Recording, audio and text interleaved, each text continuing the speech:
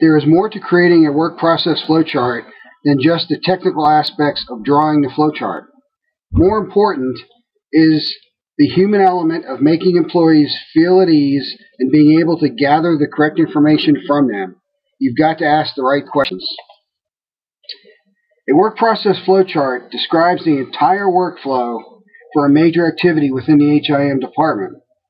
It is an overview rather than a detailed step-by-step procedure. Here are some examples.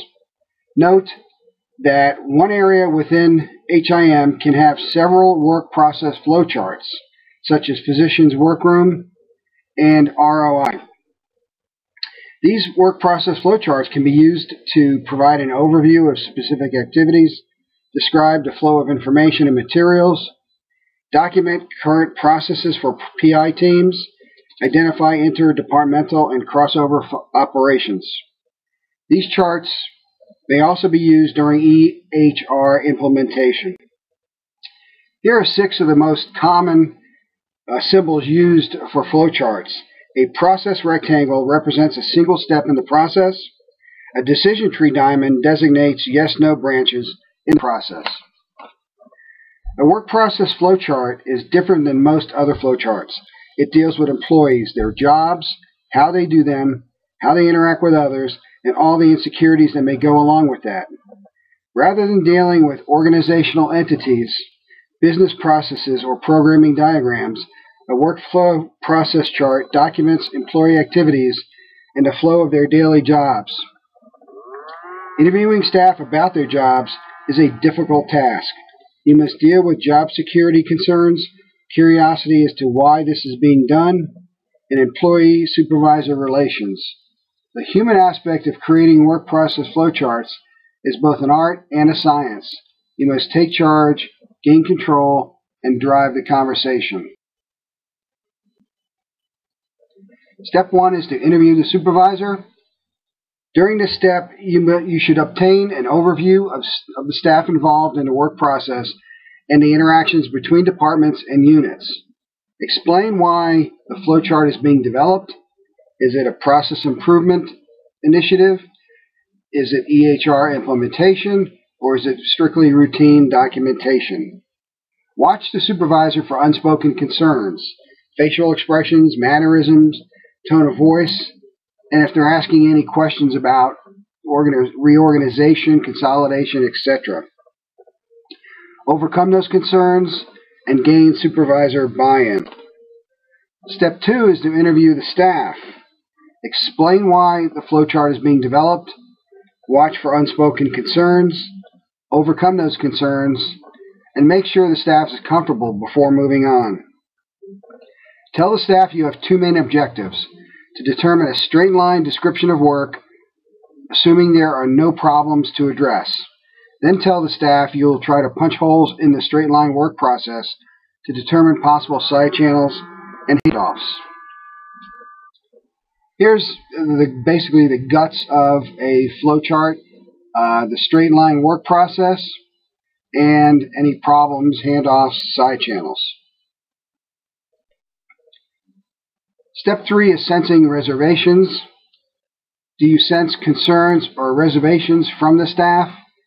Have they asked about job description changes, downsizing, consolidating, or outsourcing? Explain again the purpose of the flowchart. Discuss and overcome concerns. You may need to provide privacy for the employee to feel at ease.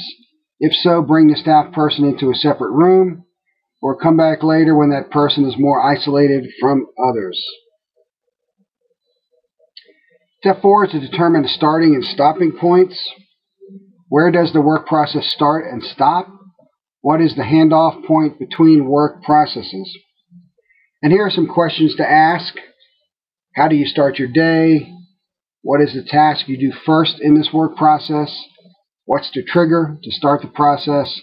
And so on. Regarding those handoffs to other units and departments, here are a couple of good questions. At the end of this work process, do you give the process to another person, unit in your department, or another department? Does the process end in your unit or department?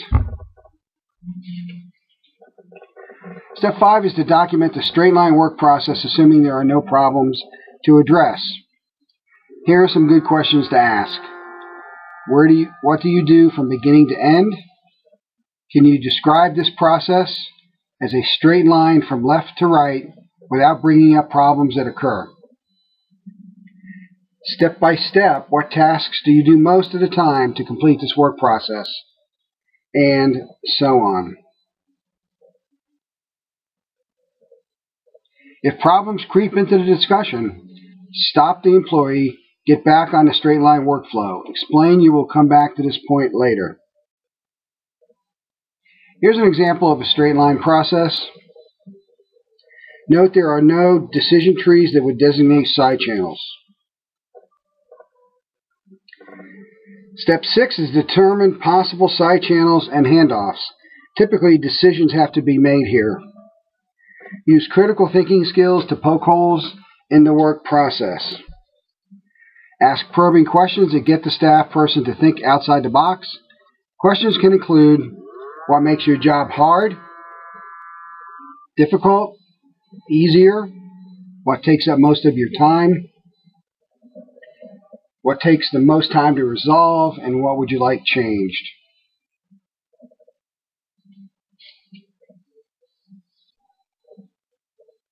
Step 7 is to document side channels and handoffs. Break into the straight line through process with a decision tree to account for the side channel or handoff. If the side channel only includes 3 to 5 steps, then include all those steps coming off the decision tree.